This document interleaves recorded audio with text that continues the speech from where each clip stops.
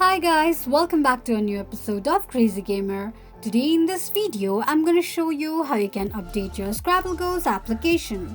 Keep watching the video till the end.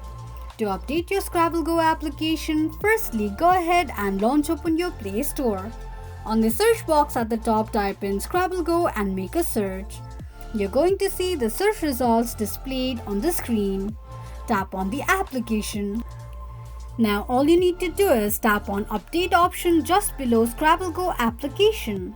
Here as you can see there is no update available in my case, so I won't be able to update my Scrabble Go application, but if the updates are available, you can simply tap on update button to update the application. This is how you can update your Scrabble Go application quickly and easily just in few steps. If you have any thoughts or queries, let us know in the comments section.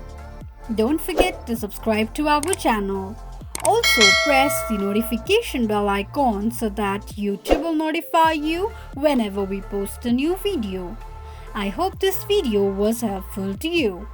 Thank you so much for watching.